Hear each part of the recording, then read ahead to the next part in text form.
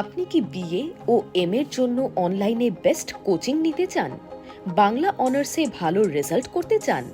তাহলে আজই আসুন নাম্বার 1 কোচিং সেন্টার প্রান্তিক গাইডে। আমাদের অভিজ্ঞ শিক্ষক ও লেখক রাজস্বী হালদার যত্ন সহকারে ক্লাস করান। হাই কোয়ালিটি নোটস ও 100% কমন সাজেশন। নমস্কার, প্রান্তিক গাইডে সবাইকে শুভেচ্ছা অভিনন্দন।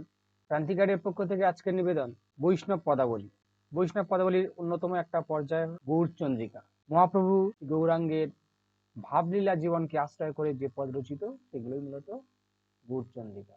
আজকে আলোচনা করব গৌরচন্দ্রিকা বলতে কি বোঝো বা গৌরচন্দ্রিকা কাকে বলে, এবং সমস্ত গৌরচন্দ্রিকা গৌরাঙ্গ বিষয়ক পদ হলেও সব গৌরাঙ্গ বিষয়ক পদ গৌরচন্দ্রিকা নয় কেন, এবং এই পর্যায়ের শ্রেষ্ঠ কবি অর্থাৎ গোবিন্দ দাসের কবি কৃতিত্ব আলোচনা করো, তাও আলোচনা করব, এবং গৌরচন্দ্রিকার গুরুত্বটা কোথায়।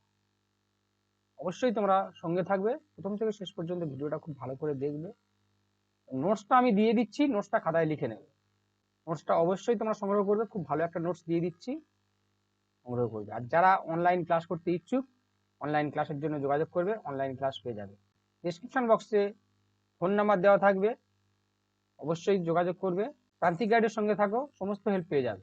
গাইডের suggestion best quality number 1 suggestion, তাই যেগুলো আমি দেবো সেগুলোই পড়বে এবং অবশ্যই তোমরা ভালো রেজাল্ট করবে। ভালো রেজাল্ট করতে গেলে প্রান্তিক গাইডের সঙ্গে থাকো, সমস্ত কিছু হেল্প পেয়ে যাবে, অবশ্যই তোমাদের ভালো রেজাল্ট হবে। দেখো প্রশ্নটা রয়েছে, প্রশ্ন গৌরচন্দ্রিকা বলতে কি বোঝো? সমস্ত গৌরচন্দ্রিকা গৌরাঙ্গ বিষয়ক পদ হলেও সব গৌরাঙ্গ বিষয়ক পদ গৌরচন্দ্রিকা নয় কেন, এবং এই পর্যায়ের শ্রেষ্ঠ কবি অর্থাৎ কবি গোবিন্দ দাসের কৃতিত্ব আলোচনা করো। এবং এটা হচ্ছে পাঠ্যপদ অবলম্বনে, এটা মাথায় রাখবে।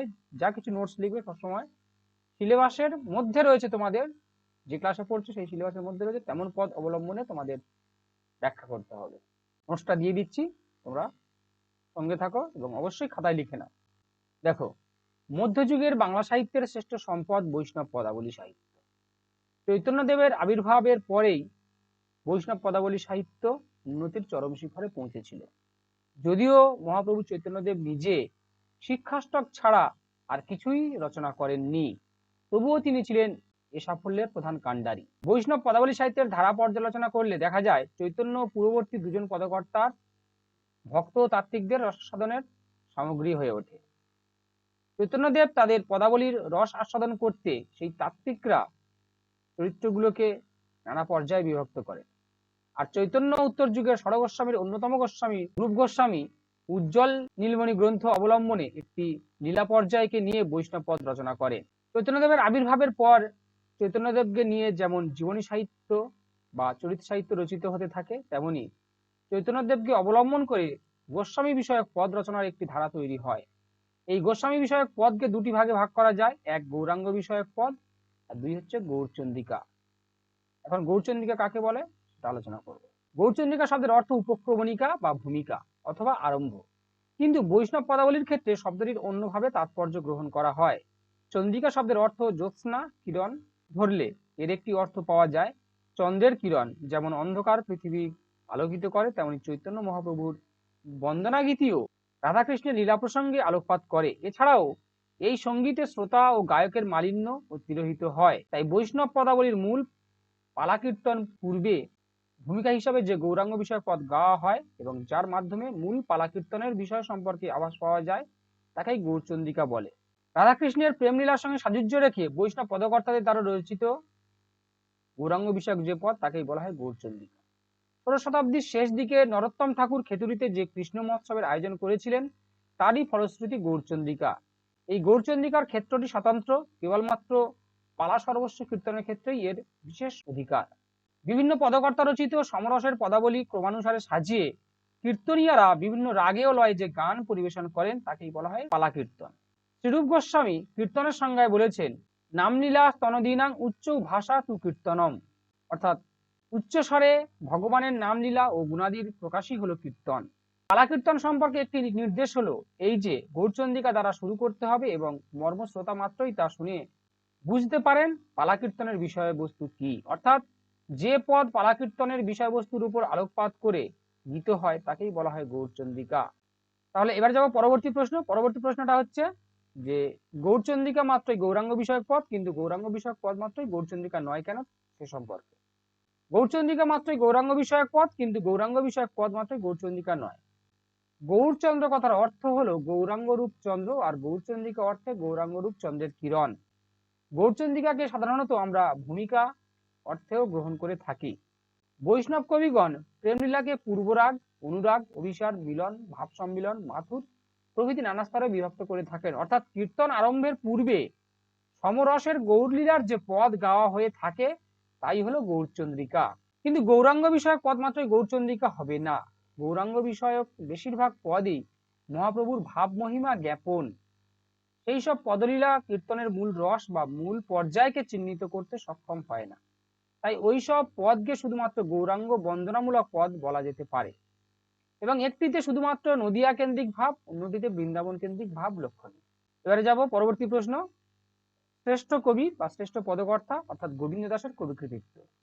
গৌরাঙ্গ লীলার প্রত্যক্ষদর্শী অনেকেই গৌরাঙ্গ বিষয়ক পদ রচনা করেছেন, কিন্তু এই পর্যায়ে অবিসংবাদী শ্রেষ্ঠত্বের অধিকারী হলেন এই লীলার পরোক্ষ অভিজ্ঞতা ঋদ্ধ ঋকার দয়ধয় ঋদ্ধ ভক্ত কবি গোবিন্দ দাস। অপ্রত্যক্ষদর্শী হয়েও গোবিন্দ দাসের আঁকা চৈতন্য মূর্তি পুরোপুরি ঐতিহাসিক মূর্তি। তার নীরদ নয়ন নির্ঘন সিঞ্চনে শীর্ষক পদটিতে ভাবতন্ময় শ্রী গৌরাঙ্গের দিব্যমূর্তি অঙ্কিত। নীরদ নয়নে নির্ঘন সিঞ্চনে পুলক মুকুল অবলম্ব শ্বেদ মকরন্দ বিন্দু বিন্দু চিয়ত বিকশিত ভাব কদম্ব। এই পদটিতে শ্রী গৌরাঙ্গের অনুপম ভাবকান্তি এবং করুণাঘন রসস্নিগ্ধ দিব্য মাধুরীর চিত্র অঙ্কিত হয়েছে। শ্রী গৌরাঙ্গের কৃষ্ণকালো নয়ন রূপ মেঘ থেকে অবিরাম ধারায় প্রেমাশ্রু পতিত হচ্ছে। তাঁর দেহবল্লরিতে বিন্দু বিন্দু ঘাম জমা হয়েছে। সেই সব ঘর্মবিন্দু আসলে অষ্টসাত্ত্বিক ভাবের সমূহ প্রকাশ। গৌরচাঁদের সেই অপরূপ দিব্যমূর্তি দেখে বিস্ময়ের আর অবধি থাকে না। পরবর্তী অংশে কবি শ্রী চৈতন্যের রূপের কথাও বলেছেন। শ্রী চৈতন্যের হেমকান্তি কল্পতরুবৎ আচরণ, সুরধ্বনি তীরে তার প্রেম বিহল অবস্থা, কীর্তনরত ভক্ত বেষ্টিত শ্রী চৈতন্যের একেবারে যেন বাস্তব ছবি।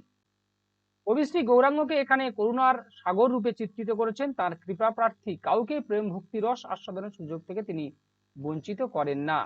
তিনি অবিরত প্রেম রতন ফল বিতরণ করে অখিলের মনোবাঞ্ছা পূরণ করেছেন। কিন্তু গোবিন্দ দাসের এমন দুর্ভাগ্য, তিনি এমন দিনহীন যে মহাপ্রভুর চরণ স্পর্শের সুযোগ থেকে বঞ্চিত হয়েছেন। অবিরত প্রেম রতন ফল বিতরণে অখিল মনোরথ পুর,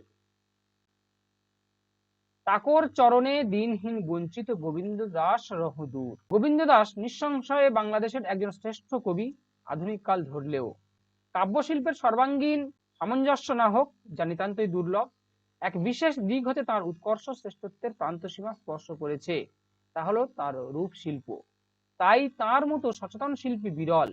এ বিষয়ে পূর্বযুগের বিদ্যাপতি এবং পরযুগের ভারতচন্দ্র রবীন্দ্রনাথ মাত্র তার তুলনাস্থল। এবারে যাবো গৌরচন্দ্রিকার গুরুত্ব। গৌরচন্দ্রিকার গুরুত্বগুলো কি কি না, গৌরচন্দ্রিকার পদ আধ্যাত্মিক পরিবেষ্টনী রচনা করে। ব্রজলীলার সঙ্গে গৌরাঙ্গ লীলার ভারসাম্য শ্রোতারা উপলব্ধি করতে পারেন। রায় রামানন্দের কথায় গৌরচন্দ্রিকা ব্রজলীলার পরমান্নে এক বিন্দু কর্পূরের মতো। চৈতন্য মহাপ্রভু যেহেতু কীর্তনের অধিদেবতা, সেহেতু কীর্তনের প্রারম্ভে তার নাম স্মরণ করে বাঙালি 2 ফোঁটা চোখের জল ফেলে। তাহলে এই গেল গৌরচন্দ্রিকার নোটসটা দিয়ে দিলাম, তোমরা সংগ্রহ করো। খুব ভালো নোটস একটা দিয়ে দিলাম, অবশ্যই তোমরা এটাই লিখবে, খুব ভালো নাম্বার পাবে। আর যারা অনলাইন ক্লাস করতে ইচ্ছুক অবশ্যই যোগাযোগ করবে, অনলাইন ক্লাস পেয়ে যাবে। ক্লাসের জন্য অবশ্যই যোগাযোগ করবে। ভালো রেজাল্ট করতে গেলে অবশ্যই সঙ্গে থাকবে, সমস্ত হেল্প পেয়ে যাবে, এবং খুব স্বল্প পারিশ্রমিকে কিন্তু আমি ক্লাস দিই। তাই আমি চাইবো তোমরা আমার কাছে ক্লাসটা করো।